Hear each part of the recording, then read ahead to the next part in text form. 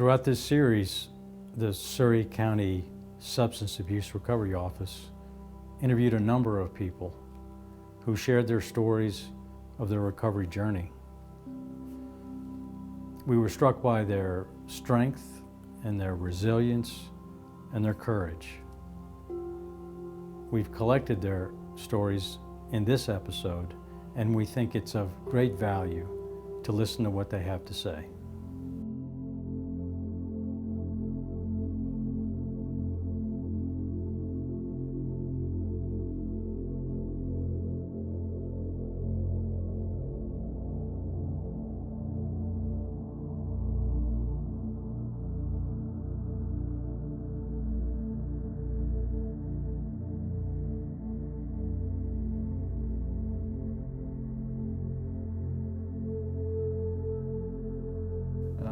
I had problems in my adult life. The good Lord saved me too. You know, I can sit here and talk about my family all I want to. This kind of goes back to what I said earlier about don't want to talk about it. Don't want to talk about it. It's a taboo.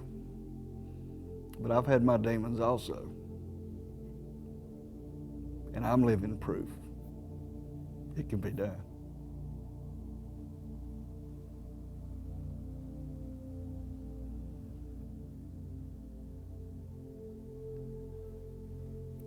The situation was, you know, working every day, never missed work, functioning, you know, just having a good time. But the good Lord sent a great woman that I'm now married to, 25 years. So, you know, you've got to want to. You've got to want to get straight. Nothing's going to work unless you want to.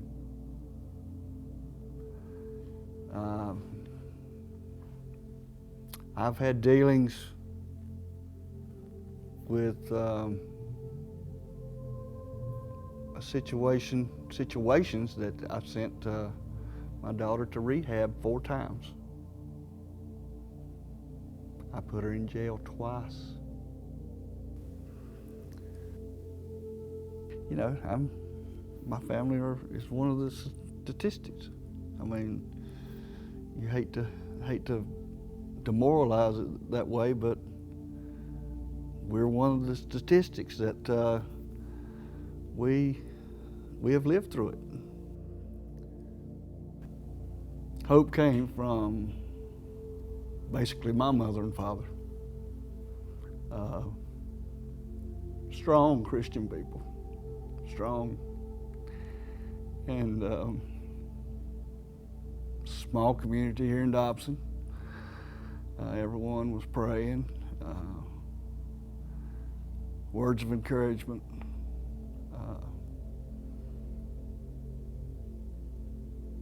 And the good Lord sent a young man that I've known all of his life. He's a pastor. And when he first came into her life, I said, this ain't gonna work. She's, I believe she might be too far gone. But everybody kept encouraging, and I always knew there was hope. There was something there, because that wasn't my daughter that I was looking at.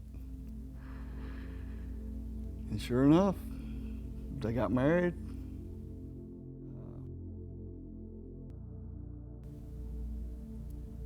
Everyone is conditioned to say that, you know, they're a hopeless case, let's move on. But no. And for instance, my daughter, she went back to school. She's an RN. So there are numerous success stories out there. Just some of her friends have turned their whole lives around, and a lot of my friends have turned their lives around. It can be done. Everybody's heard the old saying, it's not going to happen until they hit rock bottom. Well, a lot of them's hit rock bottom, and they've turned their life around. You know, there's a lot of truth to that. I mean, I was pretty average. I graduated high school. After high school, I went into a job where I stayed for about 9 years. I worked for a company for 9 years. I left there, went to another company for 13 years.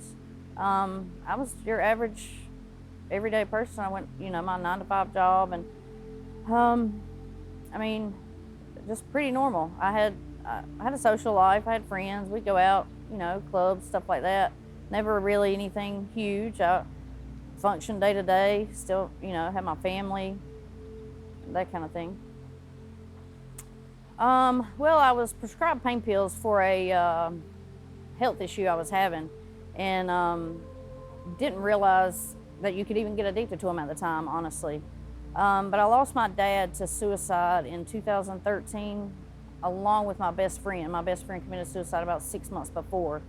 And it wasn't until then that I realized how much it covered up, how much it just pushed away from the surface. So after that point, I started using pretty heavily. It went from, you know, just taking a pill to maybe snorting it or something like that, and way more than I should have. And that's where it went downhill. When my partner at the time, we ended up splitting up. We had a home together. I ended up losing my home to foreclosure, losing my car, everything because of my addiction. That's when I realized this is real. This is something I can't get myself out of. Don't do it. Just don't. Not even one. Not flush them. Don't. It's not worth it.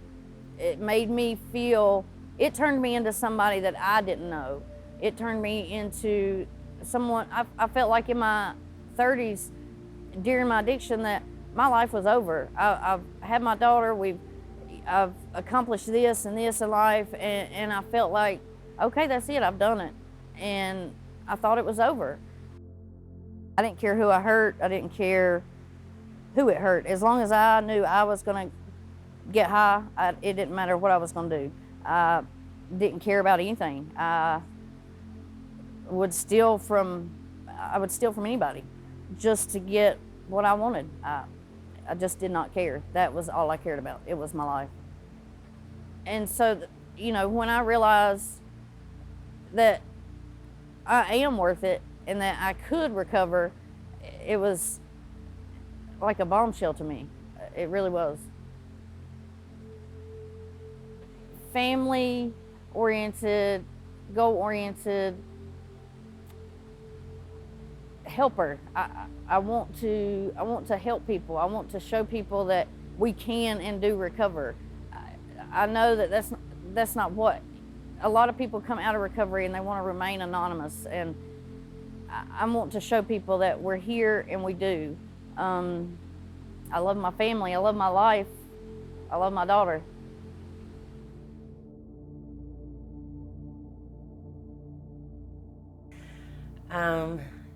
I feel like the best thing about the inpatient facilities is, I mean, I know it's important to learn about your addiction, but the best thing that I've gained out of all of that is sharing stories with people. Realizing you're not, you know, a space alien. You are, you know, these people are in the same position as you are. There's, you know, you can all get better. I mean, there are people who have gotten better, and you can see them because there's a lot of those people teaching. And you can see they made it through.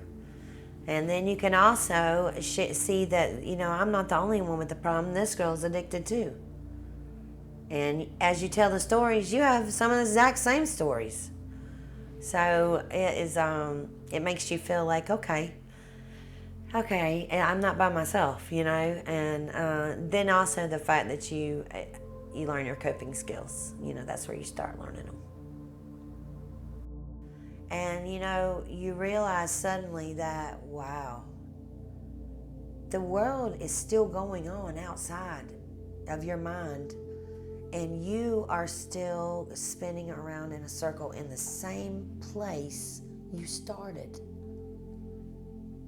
You started in the same place. You're still there, but nobody else is. And that is very sad when you realize that. Kids are older. You know, I can never forget my daughter coming, you know, she'd grown a foot. It seemed like, in like 8 months. The smallest amount of time lost with somebody you love is just horrible. That you give up. It's not, you know, it's wasted. It's wasted life. And also the fact that I only have so much time left, and I know I still have these things to complete on my checklist in life. And I'm not gonna give up and let it go. I got past the stigma, but it took me a long time. And until then, I wanted to hide under a rock or in a cave. I didn't want anybody to see me, my parents, my parents' friends, my classmates. I was so embarrassed by the fact that I'd done this. You know, like it was all my fault. Like I just chose to do it, which I did, but I didn't. But I can understand that. But that is why the first principle of AA is to admit it. There is such a freedom you gain by admitting it. And here again, you're not alone. Everybody has a story. More people than you realize have a story. And you know, what was it my daughter said? They're not going to eat you, you know. Most people, like today in my life, I still have almost on a daily basis people come up and say, I'm just so happy you're doing good. And that's even more empowering. And that's almost every day I have somebody doing that. And that's kind of like where my addiction kind of started. Well, with hard drugs is where it started. I'd hurt my back while working, and started off on painkillers, you know, for my back, and I was never a type to go to the doctor, so I self-medicated. Pain pills took away my pain, and I just got that high feeling. But from daytime, after a while, I finally started going to the doctor and found out, you know, after years of my back hurting, finally found out it was, you know, slipped disc, I pinched nerves, had arthritis, I had deteriorating knees from just constant work, because I never missed a day. I worked sick, whatever, you know, I was always working. And after a while, that's the pills led to other things. Taking pills wasn't working, so I started snorting them. Snorting them wasn't working, so I started shooting them. Then the pills didn't work, and the heroin took over. And then it was just, I mixed everything else. In my recovery, I learned addiction, my mental illness, I guess, does play a lot with my addiction. Was other than the opiates, you know, it was benzos. You know, I'd be depressed, so I mixed my heroin with Xanax and nodding out. And didn't need to be passed out. didn't really like it, but then I started doing meth to keep myself awake. Get tired of being awake and uppity, and it just back to downers. But it all, for me, that's where my start was my back injury. So almost 20 years I've been an addict. I guess growing up, seeing my dad be an alcoholic, which now he's a recovering alcoholic. He's been sober, I guess, 20, 25 years, something like that. But I could let the alcohol, I'm not gonna be an alcoholic and quit that. But it was just hard to quit the drugs. 20 years or so, I've been an addict, but been a recovering addict for over 13 months. For about 2 months maybe, I would try to play both sides of the fence. It looked good for probation and the recovery services, trying to pass drug tests and do what I want when I'm not having to go there. Failed one too many drug tests for my probation officer, and he was gonna send me back to jail. But I guess he seen something in me and sent me back to treatment to give me a chance to actually get my life right. So I went to treatment Christmas Day, 2018, I think. I guess my probation officer kind of seen something in me, kind of gave me a little spark, like, okay, somebody other than my parents, and see something in me, think I can do this. Maybe I can do it, maybe I am worth it. My oldest kid will be 14 next month, she's 13. And not being there for her or her sisters most of her life, and just waking up one day and realizing, okay, my daughter's almost 13, what have I done for her? Seeing her have more of a relationship with her mom's husband than she does me, her actual dad. And then my other 3 kids the same way. It kind of hit me too late, but at least it did hit me. I wish it had hit me sooner. Wish I'd have been smart enough sooner. Wish I'd done this a long time ago. But my kids, that's what gives me the strength. It's crazy. I don't know how to put it in words. Everybody will do anything for the kids. Nothing comes before their kids. When I was out in the back alley or empty parking lot shooting dope, nothing comes before my kids is what I would tell people. My kids is my everything with a needle in my arm. And then one day I just got up and was like, my kids don't come first. To me, my kids don't come before anything. So that's my strength. It's my support system, my parents, my mom, my dad, my fiance, Heather, and all my kids. I love y'all, and thank y'all for being supportive and sticking by me.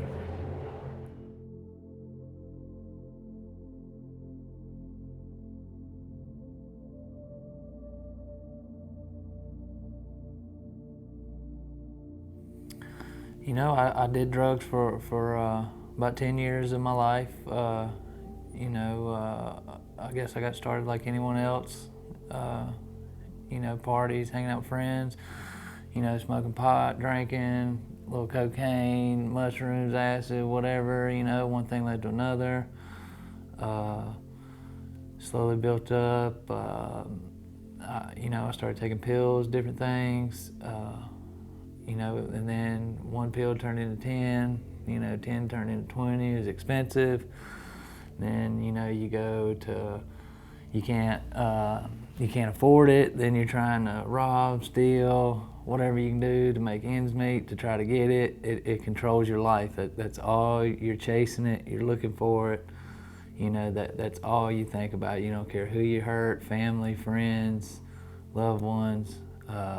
You know, it doesn't matter. That's all it does. And you know, I had my first son, and I was a functioning addict there for a while. You know, working, taking care of things, and it got out of control. You know, my grandparents was watching my son, and you know, I didn't want to go down that road anymore. You know, my grandparents raised me, and I wanted to be a father to my kid. I always said if I had a family, I'd be there to take care of them.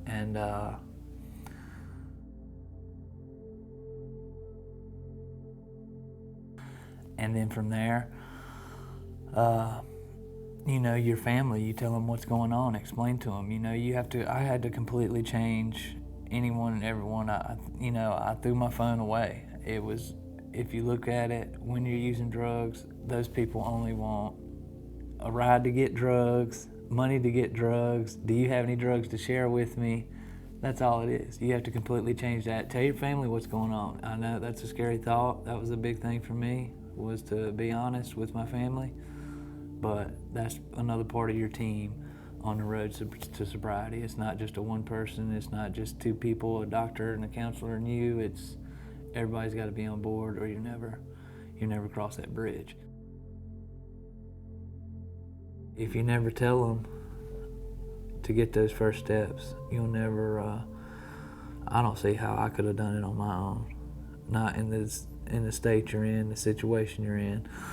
You know, and then after you get to that point and you get through those first month, you start making a change. You start working. You start, you know, saving your money, doing right. You know, not going anywhere, not doing all these things. You know, your family starts to see that, you know, this is paying off. I personally, you know, I help them out any way I can, do anything I can for them, trying to pay them back for, you know, what I've put them through, what they've helped me with. You got to find stuff that you enjoy to fill that gap versus chasing drugs, whatever. Find things, you know, my kids, they make me happy. You know, I spend time with them, you know, working around the house. So I like to work on things, cars, whatever. You know, you just, if you think about doing it, you know, change your mind, go back on that, find something better to do with your life. It's out there, you know, and that's just kind of the way I went with it. You know, people don't know anything about it. It's crazy. Since I've become stable, you know, me and my wife, we're happy. You know, we're not fighting and arguing. I know when we first got together and was using drugs, God, we'd fight, punch each other, slap each other, and over drugs, over who's going to get the next hit. You know, our relationship has improved tenfold. You know, I'm a great father. I'm there with my kids. I'm doing schoolwork. I'm not putting them off on family members or dropping them off at a babysitter. You know, I'm going to work every day. I'm doing what I'm supposed to. I'm not calling in sick every other day or using excuses. I'm not lying and cheating and stealing. You know, the bills are paid. The kids are fed. Everybody's happy. I've got a car, house, you know, TV, everything in it, bought new couches, furniture, you know. I spend my money on stuff that makes us happy. You know, we go on vacations now, you know. We'd never, ever do anything like that before. And, you know, my family, they're happy with me. They're happy, you know, I've came this far. They're proud. And that's one of the big things for me was to, you know, my grandparents raised me since I was 9 months, and to make them proud instead of ashamed was a big thing that I really appreciated.